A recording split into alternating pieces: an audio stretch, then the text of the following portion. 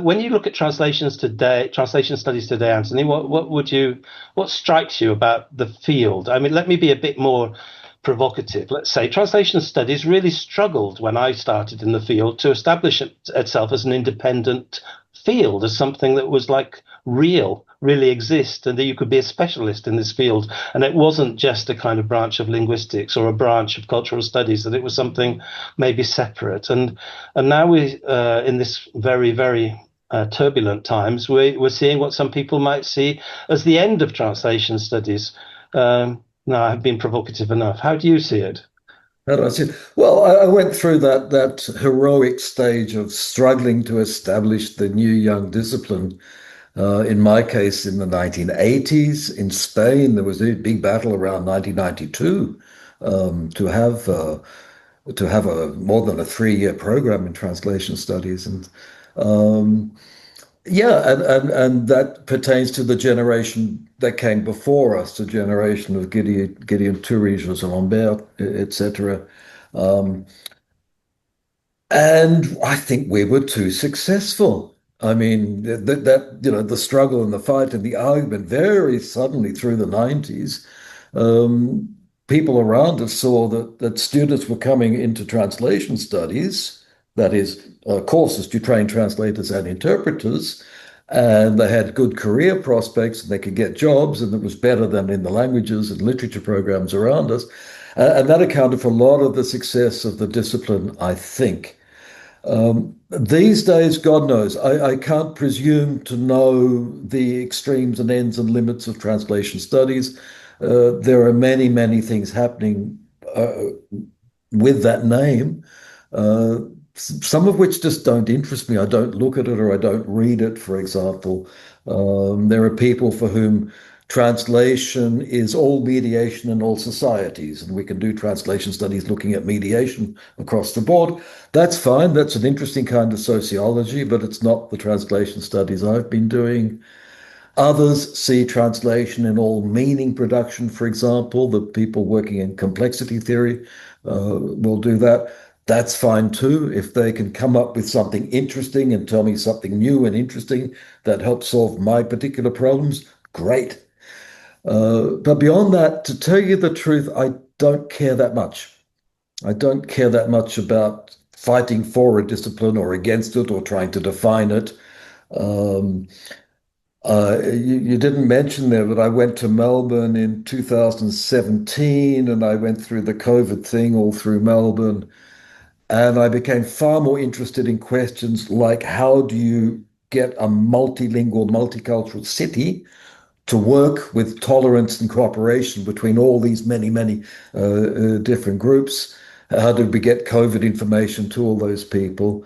Uh, those kind of problems interest me far more than any narrow concept of translation. And there I was working alongside people in medical communication and social linguists, cultural anthropologists as well. And I found that far more exciting than trying to set up any narrow discipline. I think that's Um, yeah, interesting. you see what I mean? Yeah, Yeah, I'm going to interrupt you because otherwise I won't even get two questions into yeah, this. that's right. Yeah. Wind me up. Yeah, set me off. I just wanted to say that, well, you've obviously, set the ball rolling very well there. I think that the situation of translation studies is also the situation of many other disciplines, and what we're seeing is and my friend Ricardo Munoz, who I think is on the call, he talks to me often about this. We're seeing the collapse of the structure of isolated disciplines in academia. That in the future, everything will be multidisciplinary or will be nothing. You can't make these kind of compartments of specialized knowledge that people have tried to set up so far. Well, we bring in certain skills. We could say, don't forget about language. And, different languages are different after all. And there are things we can do to adjust and communicate across them. It's not like we're all in this gray mass.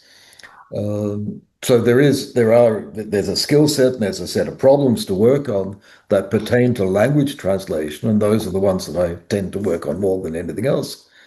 But does that mean I have to defend a closed discipline? I don't think so. I'm Let me ask you about something. I will put it to you because we've talked about translation studies in general, but I think also as an immigrant to Spain, I think the situation in Spain is rather different to most countries.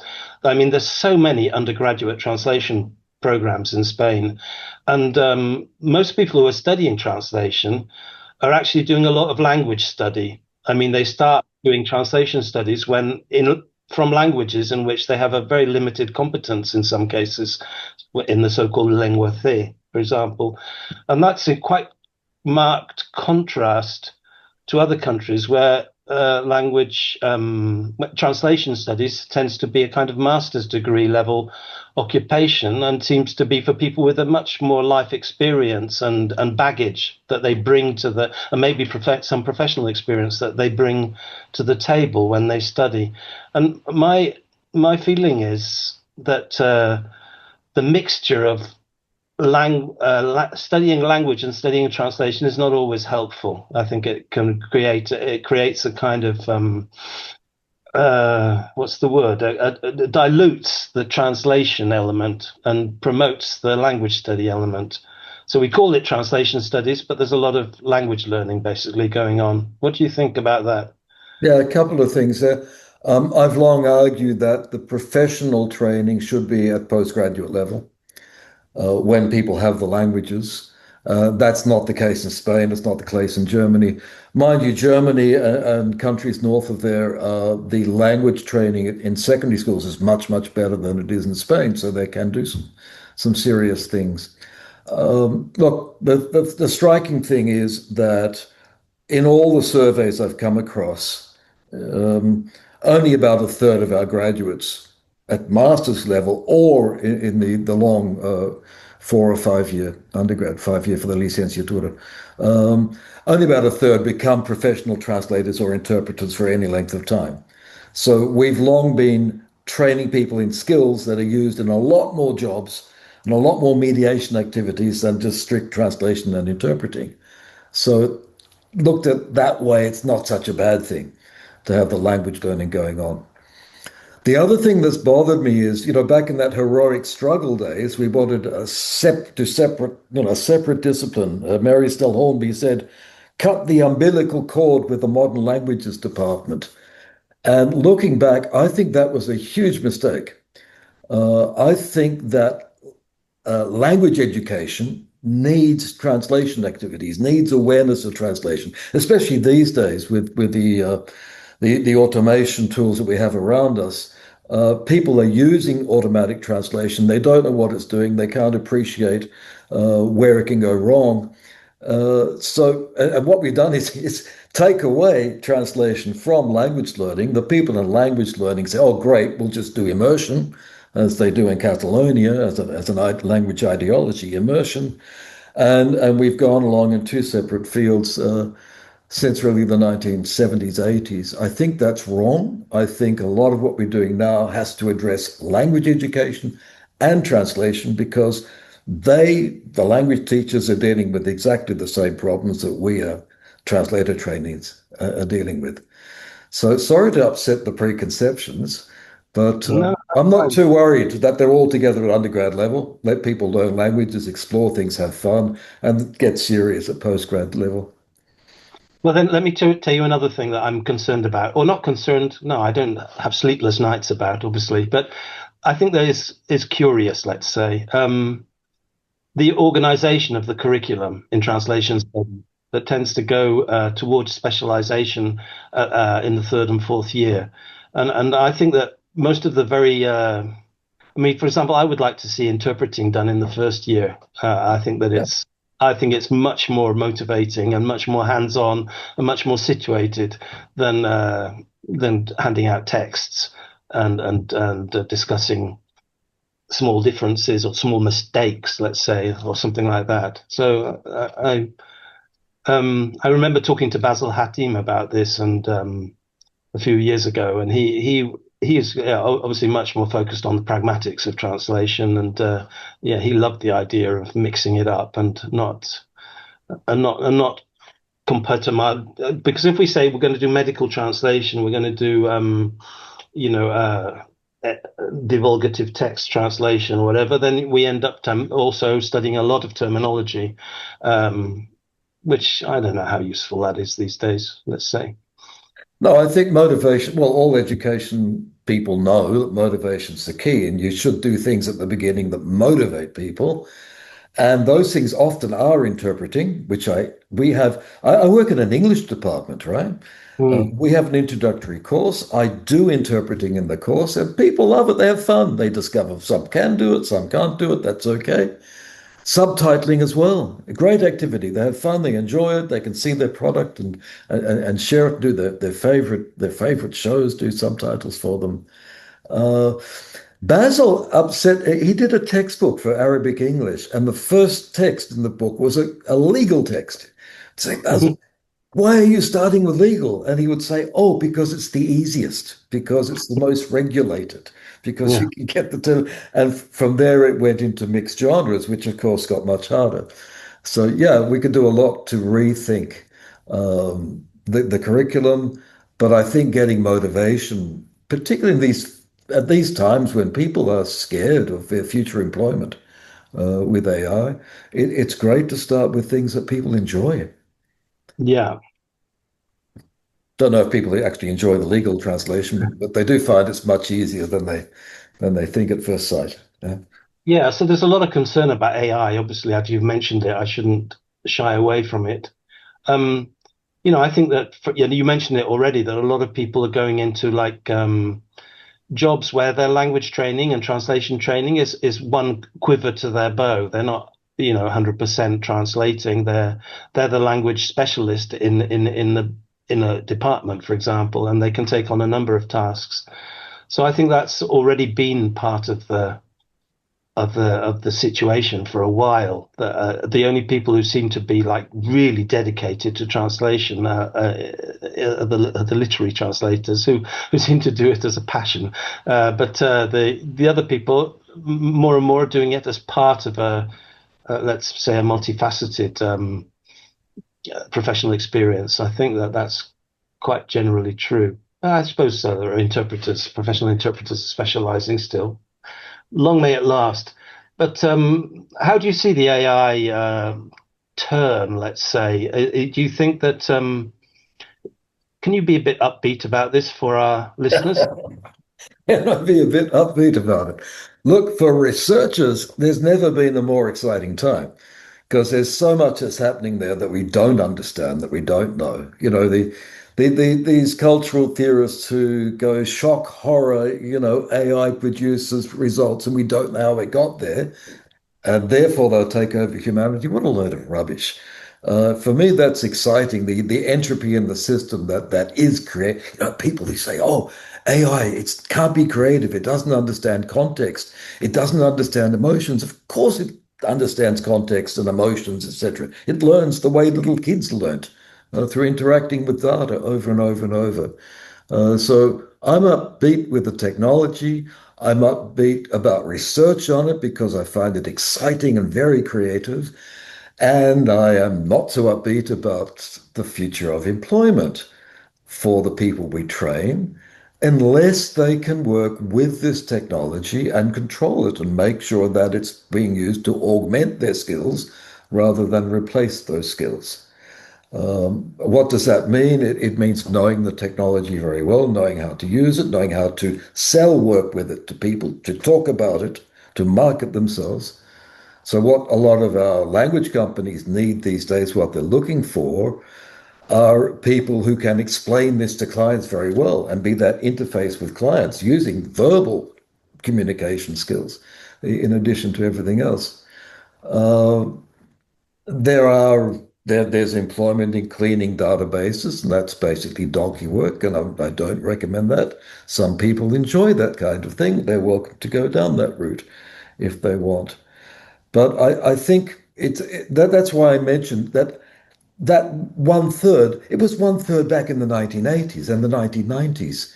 Okay, so it shouldn't be such a shock to us that there's not a direct link with employment people are going to have to find employment elsewhere in other kinds of mediation in society. Mm. Um, yeah, so I'm not. But the other thing is, yeah, people, oh, they say Gen AI can translate really well. It must be the end of the road for translators. Well, yes and no, but we came through the switch to neural machine translation after 2016. So, we sort of had that first shock. We got used to that. We absorbed that. I think now we're discovering that we can absorb a lot of the shock of Gen AI work. Happily, it still makes mistakes and it still fools people and gives all the false references and cannot be used for high stakes or high risk texts. Happily, people are coming to realize that a human in the loop is still needed. And to that extent, there will be employment around. But it'll be much less than in the previous decade. We might go back to where we were in the 1990s, I think. It's uh, a very turbulent times. Obviously, that's I think it's so difficult to tell the future. I remember I never saw this coming. I thought that I thought the translation would resist the automatic or machine or robot incursions for much longer. So I mean, I'm lousy at telling the future, and this is not the first time this has happened to me in my life. I remember when everything was going digital at the beginning of the 1990s, and I was still photocopying things like mad, as if as if paper was going to be used. I was even buying dictionaries, and I never used them, of course, ever again. So um, Dictionaries are around us, yes. Okay. So it looks good on shelves. I think it's what it's useful for. well, I want to. Visible knowledge. It's fascinating talking to you, Anthony. I think I'm going to ask you, if you don't want to talk about this, tell me and I won't. But I have the memory of a fish, so I don't remember this very well. But you've been involved in some pretty some quite upfront arguments, notably the with Mona Baker, right? With the in 2002, wasn't it, when she expelled Miriam Schlesinger and Gideon Toury from her editorial boards because Yeah. she took the road of political activism and said that she was taking part in the boycott against Israel, and it wasn't anything personal. And I think you took the position that that was not a suitable role for translators, and that developed into some further episodes, let's say, and actually involved a lot of other people, and it gave rise to other new divides, let's say empiricist or narrative schools or evidential schools of translation theory. Do you want to comment on all that, or do you want to just let it go? Look, it's hard to comment on the interpersonal level, and I don't do that in my teaching. I've got a few of my doctoral students online here, so they know that when I do the teaching or the research training, I don't go into that. I mean, that's the past. You don't want to pass on bad blood to the next generation. There's no point in that, I think, except when it does concern the activity that we're doing. In this case, translation studies in the sense of research on translation. And the arguments from some people in our community are against empiricism. And that's when I raise my hand and say, I'm sorry, no, but you have to have ideas and check them on the basis of data of some kind, qualitative, quantitative, etc. And that's something I do believe in, especially these days when there's so much bullshit around us about AI, for example. My one reply is, well, get down and find out for yourself. Get some data, check it, do some experiments, find out. And where people say, no, that's an imperialist imposition, that's what a lot of crap. Come on. Uh, what I'm saying is not that radical. Um, the other thing concerns, now that we retire, it's a good place to reflect on what we've been doing. I think it's been a great privilege to belong to the university system. Not only have I kept in constant contact with young people for too many years, but I've worked with people who, in many, many disciplines, I've been a translator for much of my time and working with people in many disciplines around us who know a lot of things who are prepared to share knowledge and discuss it. And I believe that the university system all over the world allows us to speak with everybody who's interested in the knowledge and skills that we work on. Everybody. That doesn't matter what country you come from, your age, your race, or anything. Everybody. I also believe that the knowledge and skills we produce should be free, freely available to all. So what's happening in academic publishing is far more horrendous for me than anything that might have happened back in 2002 or 2003. So I do believe in the ethos of the university, and it's from that ethos that I would oppose boycotts. I didn't want to boycott Mona Baker because she was employed in a country that illegally attacked Iraq, for example. Yeah? That would be crazy for me to do that. So yeah, I defend the values of the university system. It's as simple as that, I think. Sorry, I had my microphone off. Mm. Because I'm coughing a bit. I've got a bit of a cold. Yeah, so it's interesting to hear you defend the university, the values. You say you defend the values of the university, but I see the universities as one of the myself as one of the most vulnerable institutions, one of the most prestigious and also most vulnerable. Yeah, the highest, maybe those with the the farthest to fall. I mean, we have a millennial tradition, and we congratulate ourselves on being at the center of this great civilization. Yet we do seem to be out of touch. Many of the most important advances that are taking place in the world nowadays are not happening in universities; they're happening in the corporate sector, I think. And that's it's a concern. It's a concern also for example, in Spain, we have a very top-down approach to university studies, and everything has to be approved by the central government for the recognized courses, long courses, and of course the curriculum is massively out of date, really. I would say in most cases, and so it is creatively reinterpreted by many people with the depending on the degree of tolerance they're allowed. But there certainly seems to be a lot of tension within the system because the context is changing so fast.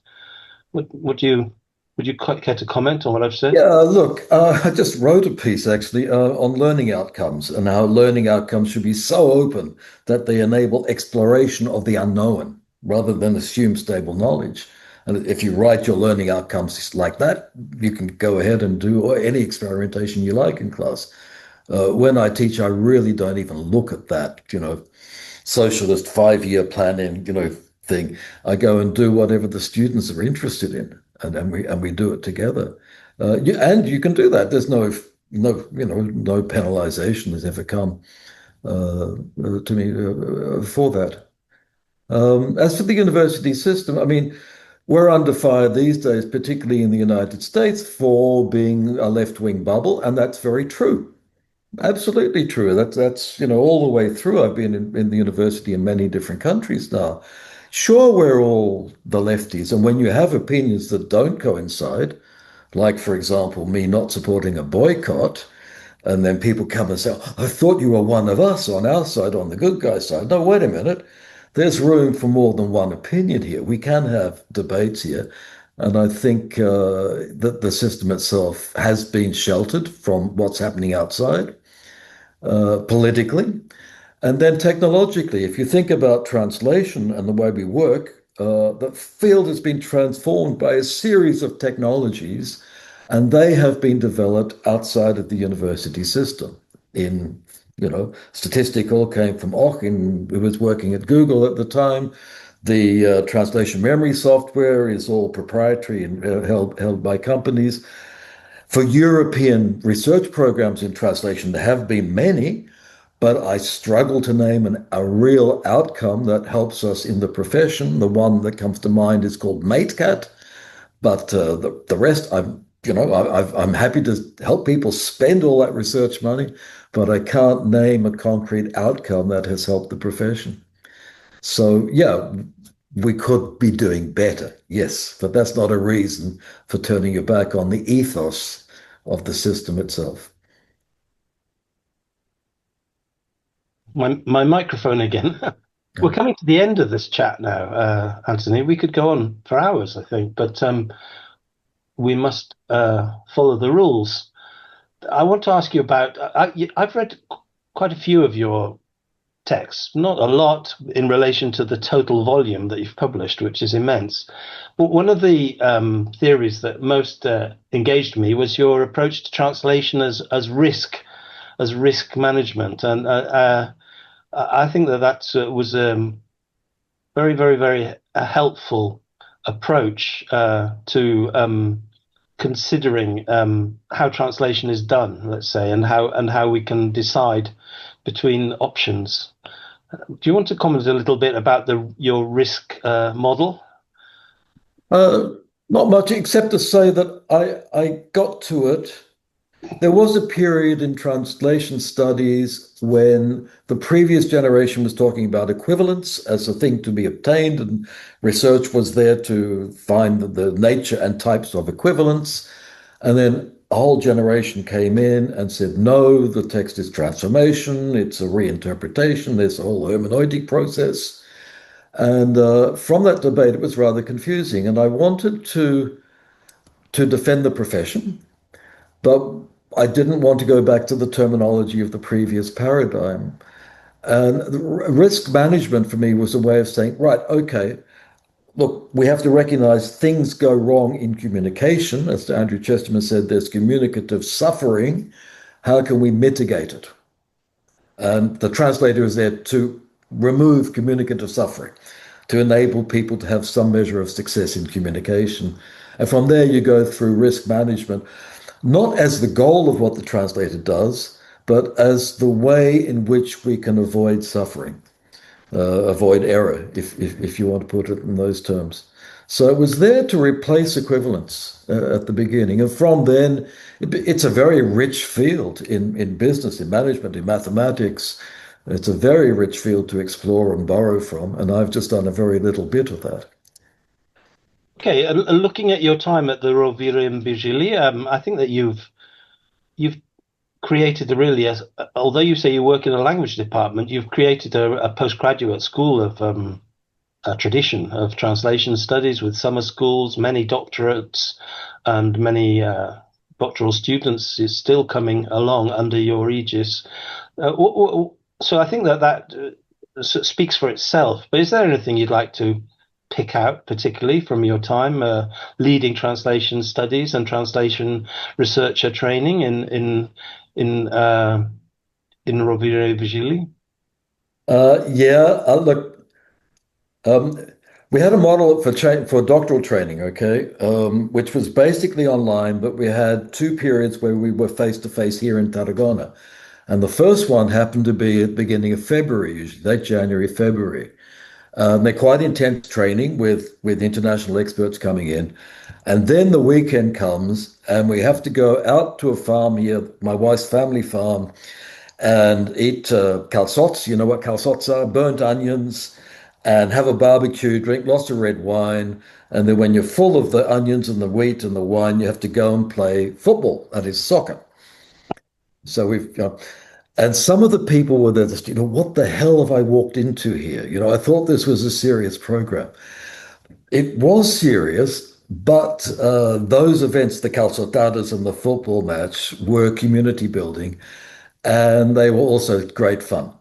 So looking back on the years in which that started in 2003, looking back on that, I think we've done some great training. We got some great research done. Superb doctoral students all over the world. I'm so proud when I see them go out and have success these days. But I look back and say, we had some really good fun as well. And I don't think we should forget that having fun, enjoyment, motivation, community building is a part of the educational process as well. So, do you recommend any program for creating subtitles with students? I use AG sub because it's cheap and nasty and robust. And then we use mate sub, but I wish they would give us free licenses. Yeah. So the next question is, what do you think about ideologies influencing in the field, in theory and in practice? Is that for me? Yes. Look, I don't believe in neutrality. I think we all have ideologies, especially unconscious ideologies, and they are part and parcel of what we do. So bring it on. Sure, why I not? think you said, is this true? You said that neutrality was a necessary fiction, no, for questions of trust. That is that true? Did you say that? Yeah, it can be. Yeah. Actually, going back to my first book, 1992, I have an analysis of the linguistic ways in which the illusion of neutrality is created. And some people read that as me defending neutrality as the translator's position. No, far from the case. There's no neutrality in the translator's position. Uh, Especially, the translator defends themselves. You want to get paid correctly. You want to be recognized. You want to achieve a vital place in the communicative situation. So yeah, all ideologies. There's no neutrality.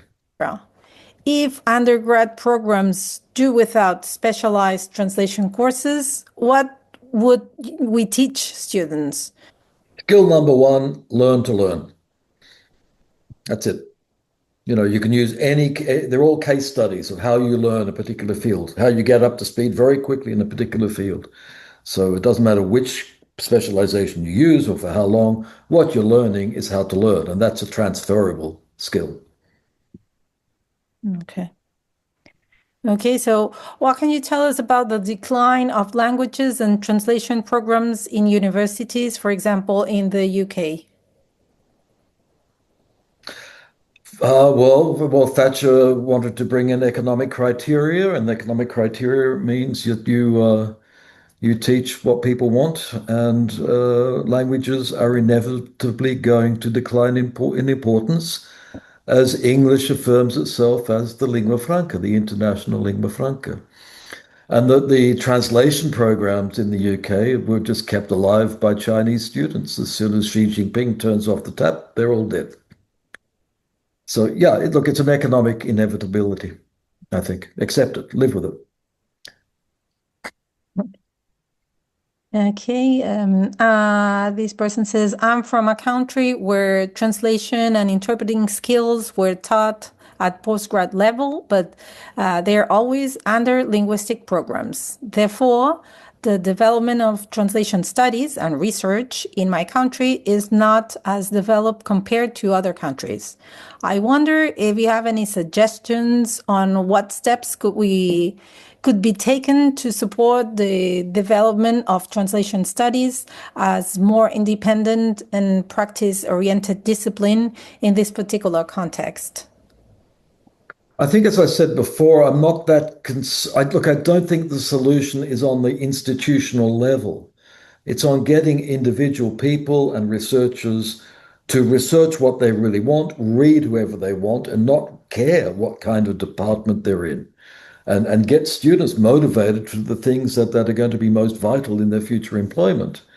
So don't complain about the institutions. Go and change them from within in your daily practice. Look, it's never been easier to gain access to knowledge about translation. Everything we do is free online somewhere. Yeah. Okay. Next question is, at this point, is it even possible for the universities to actually innovate on the same level as companies like Google with immense budgets and manpower? Sure. On the level of ideas, why not? Why not? We're paid to sit in offices like this and produce ideas. And the people who work in Google come from universities after all. It's not like we're cut off. The thing is, Google in particular does not want to work with any outside institution because of industrial secrets, privacy, confidentiality. But no, I was invited to give lectures at Google, and I went there and had great fun on campus, as they say. They imitate the university system. They call it a campus. Yeah. Uh, So yeah, why not? And Stanford next to Google, and, well, Mountain View next to Silicon Valley. Stanford is a powerhouse of new ideas in high tech. Okay. So in this discussion, the focus tends to remain on traditional linguistic translation or, at most, intercultural translation. However, these perspectives often overlook the increasingly multimodal nature of meaning making, particularly in contemporary digital communication environments. If we understand intersemiotic mediation as a legitimate form of translation, how might translation studies more fully incorporate intermedial and multimodal forms of translation, especially those emerging in digital media, into its theoretical frameworks and research methodologies? What implications might this expanded view have for the discipline moving forward? Absolutely, absolutely. This is what we have to look at. That was one of the key things I got out of all the COVID communication research. That, we had a government that was producing pamphlets and websites when people got their information on their phones and through WeChat and WhatsApp and audio-visual formats. And so you just had to say to the government, rethink your entire communication. Don't think of translation, think of an entire multilingual communication program that has to reach people where they find their information and in the format they find it. Now, does that mean abandoning all prior translation studies? I don't know. I don't think so. I think if you look at a lot of our concepts, they can handle work in different media and work across media quite happily. I don't see any basic conceptual revolution happening there, but I'm open to whatever ideas might be coming along. In previous waves of technological disruption, did student numbers, general interest, or public confidence in translation and interpreting decline as well? It feels particularly tricky at the moment. While research in translation is becoming really exciting, the academic job market seems to be worsening with programs being cut and so on.